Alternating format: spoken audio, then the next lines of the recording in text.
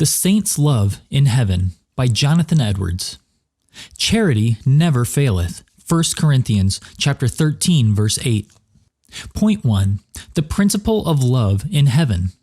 By the principle of love in heaven, I mean the love itself that fills and blesses the heavenly world, and that may be noticed both as to its nature and degree. Number 1. As to its nature. In its nature, this love is altogether holy and divine. Most of the love that there is in this world is of an unhallowed nature. But the love that has place in heaven is not carnal, but spiritual.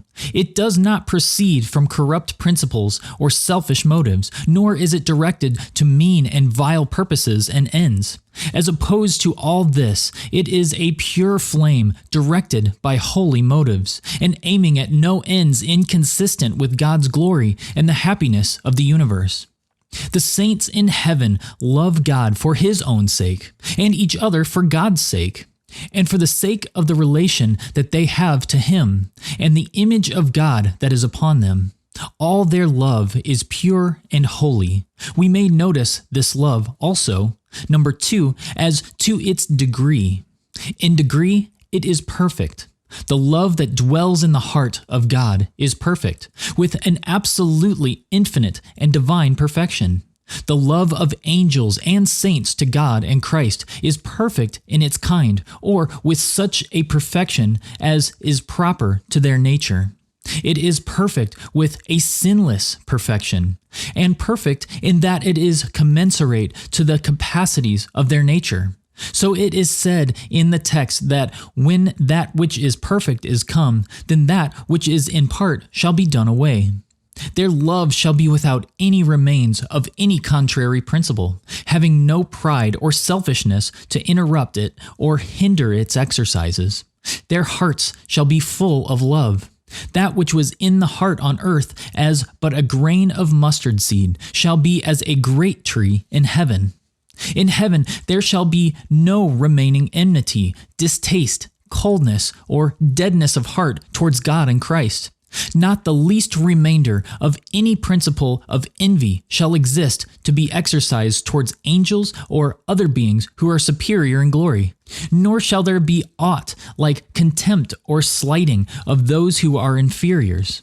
Those that have a lower station in glory than others suffer no diminution of their own happiness by seeing others above them in glory. On the contrary, all the members of that blessed society rejoice in each other's happiness, for the love of benevolence is perfect in them all. There is undoubtedly an inconceivably pure, sweet, and fervent love between the saints in glory. Those that are highest in glory are those that are highest in holiness, and therefore are those that are most beloved by all the saints. For they most love those that are most holy, and so they will all rejoice in their being the most happy. And it will not be a grief to any of the saints to see those that are higher than themselves in holiness and likeness to God, more loved also than themselves, for all shall have as much love as they desire, and as great manifestations of love as they can bear. And so all shall be fully satisfied, and where there is perfect satisfaction, there can be no reason for envy. And the superior in glory will be so far from slighting those that are inferior that they will have most abundant love to them, greater degrees of love in proportion to their superior knowledge and happiness. The higher any are in glory, the more they are like Christ in this respect. So that the love of the higher to the lower will be greater than the love of the equals of the latter to them. And what puts it beyond all doubt that seeing the superior happiness of others will not be a damp to the happiness of the inferior is this, that their superior happiness consists in their greater humility and in their greater love to them, to God and to Christ, than the inferior will have in themselves. Such will be the sweet and perfect harmony among the heavenly saints, and such the perfect love reigning in every heart towards every other, without limit, alloy, or interruption. No envy, malice, revenge, contempt, or selfishness shall ever enter there, but all such feelings shall be kept as far away as sin is from holiness, and as hell is from heaven. Point 2. The excellent circumstances of heaven. Let us next consider the excellent circumstances in which love shall be exercised, blessed, and enjoyed in heaven. Number 1, love in heaven is always mutual. It is always met with answerable returns of love, with returns that are proportioned to its exercise. Such returns love always seeks, and just in proportion as any person is beloved, in the same proportion is his love desired and prized. And in heaven, this desire of love, or this fondness for being loved, will never fail of being satisfied. No inhabitants of that blessed world will ever be grieved with the thought that they are slighted by those that they love, or that their love is not fully and fondly returned. All the saints will love God with an inconceivable ardency of heart and to the utmost of their capacity, so they will know that He has loved them from all eternity, and still loves them, and will continue to love them forever. And God will then gloriously manifest Himself to them, and they shall know that all that happiness and glory which they are possessed of are the fruits of His love. Number 2, the joy of heavenly love shall never be interrupted or damped by jealousy. Heavenly lovers will have no doubt of the love of each other. They shall have no fear that the declarations and professions of love are hypocritical, but shall be perfectly satisfied of the sincerity and strength of each other's affection, as much as if there were a window in every breast so that everything in the heart could be seen. There shall be no such thing as flattery or dissimulation in heaven, but there perfect sincerity shall reign through all and in all. Everyone will be just what he seems to be, and will really have all the love that he seems to have. It will not be as in this world, where comparatively few things are what they seem to be, and where professions are often made lightly and without meaning. But there every expression of love shall come from the bottom of the heart, and all that is professed shall be really and truly felt. The saints shall know that God loves them, and they shall never doubt the greatness of His love. They shall have no doubt of the love of their fellow inhabitants in heaven, and they shall not be jealous of the constancy of each other's love. They shall have no suspicion that the love which others have felt towards them is abated, or in any degree withdrawn from themselves for the sake of some rival, or by reason of anything in themselves which they suspect is disagreeable to others, or through any inconsistency in their own hearts or the hearts of others. Nor will they be in the least afraid that the love of any will ever be abated toward them. Number 3, there shall be nothing within themselves to clog or hinder the saints in heaven in the exercises and expressions of love. In this world, the saints find much to hinder them in this respect. They have a great deal of dullness and heaviness. They carry about with them a heavy, molded body, a clod of earth, a mass of flesh and blood that is not fitted to be the organ for a soul inflamed with high exercises of divine love, but which is found a great clog and hindrance to the Spirit, so that they cannot express their love to God as they would, and cannot be so active and lively in it as they desire. But in heaven they shall have no such hindrance. There they will have no dullness and unwieldiness, and no corruption of heart to war against divine love and hinder its expressions. And there no earthly body shall clog with its heaviness the heavenly flame. The saints in heaven shall have no difficulty in expressing all their love. Their souls, being on fire with holy love, shall not be like a fire pent up, but like a flame uncovered and at liberty. Nothing shall hinder them from communing with God and praising and serving Him just as their love inclines them to do.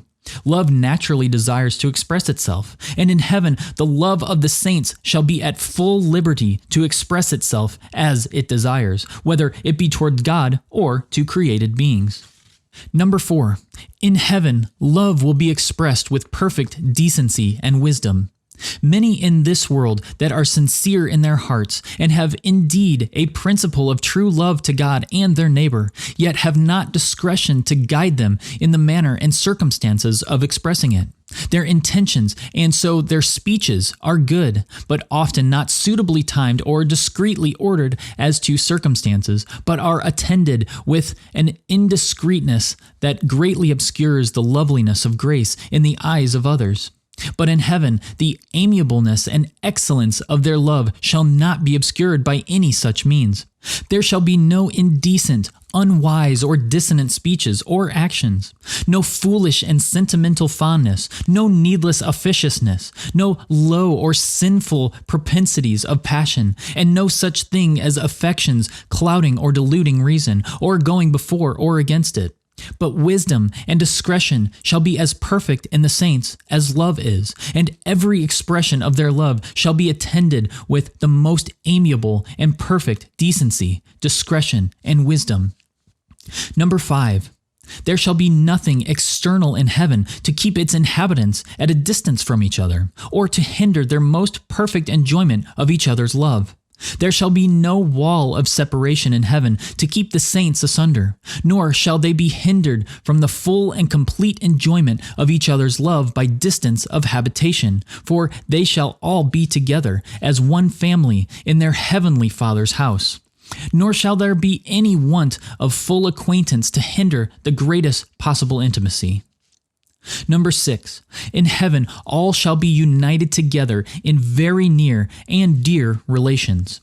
Love always seeks a near relation to the one who is beloved, and in heaven they shall all be nearly allied and related to each other.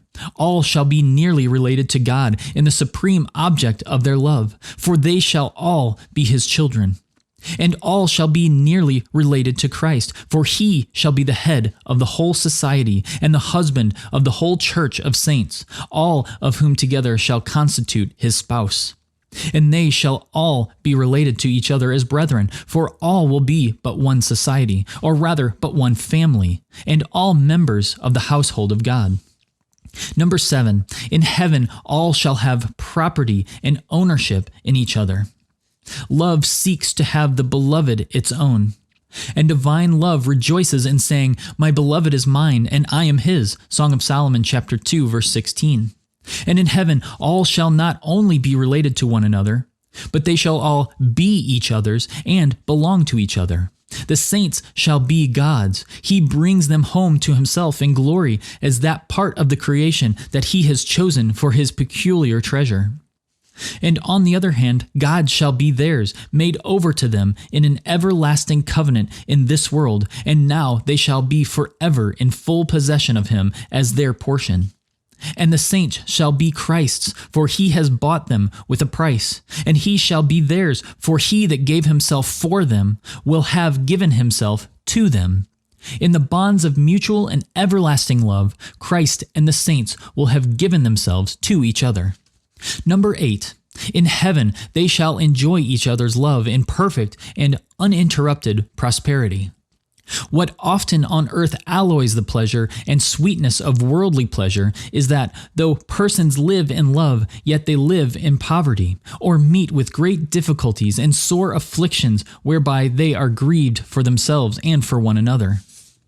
Though in such cases love and friendship in some respects lighten the burden to be borne, yet in other respects they rather add to its weight, because those that love each other become, by their very love, sharers in each other's afflictions, so that each has not only his own trials to bear, but those also of his afflicted friends.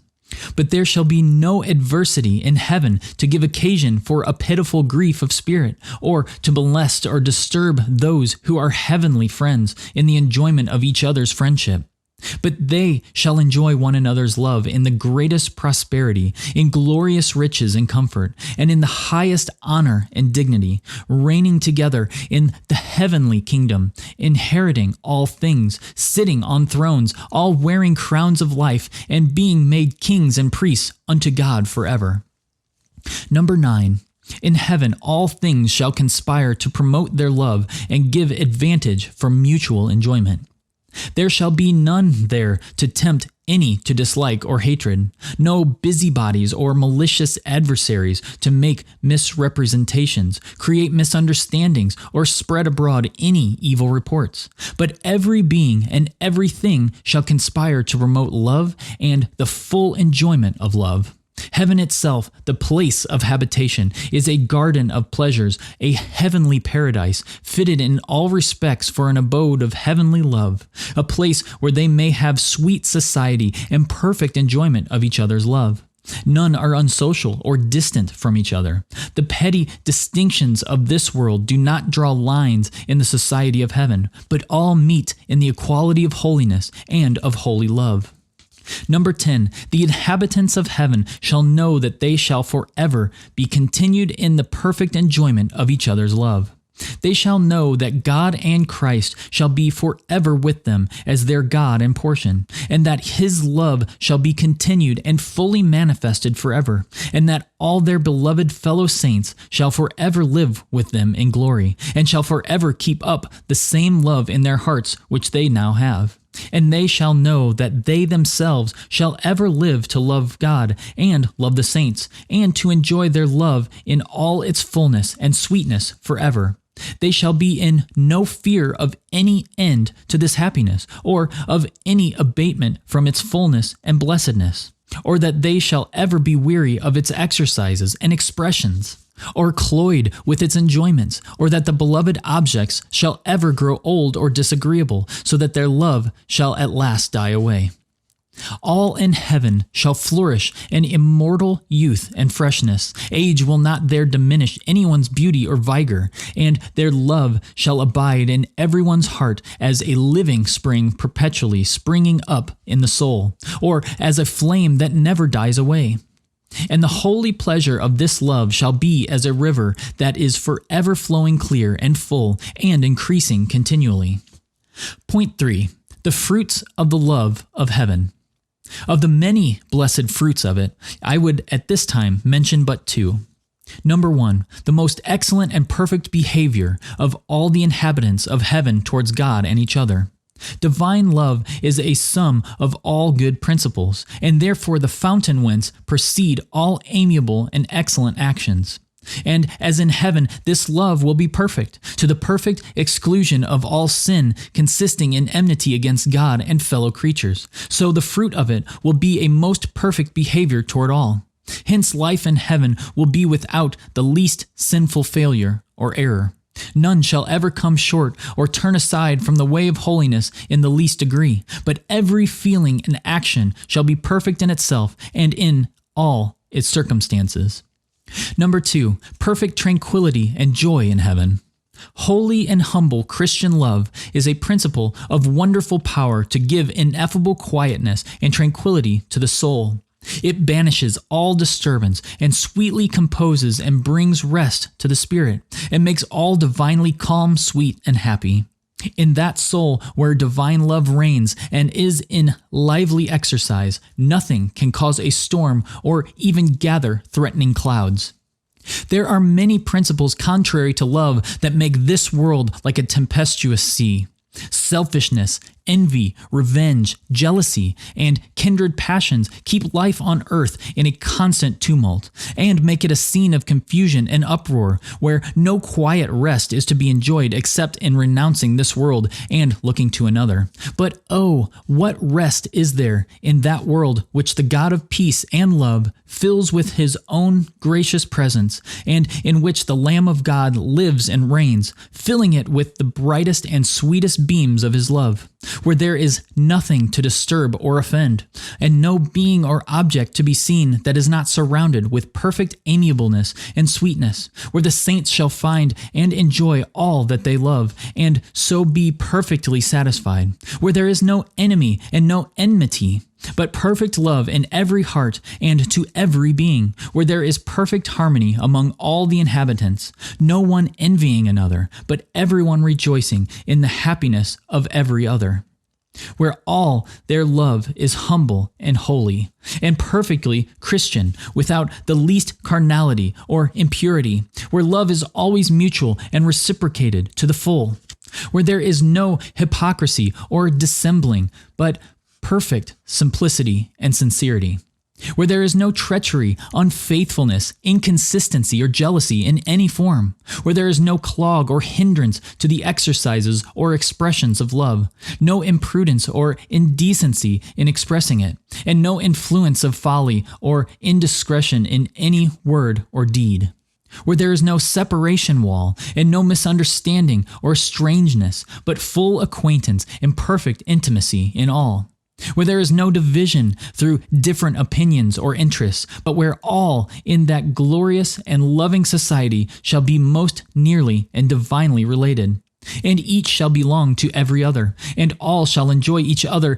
in perfect prosperity and riches, and honor without any sickness, grief, persecution, sorrow, any enemy to molest them, or any busybody to create jealousy or misunderstanding, or mar the perfect, holy, and blessed peace that reigns in heaven.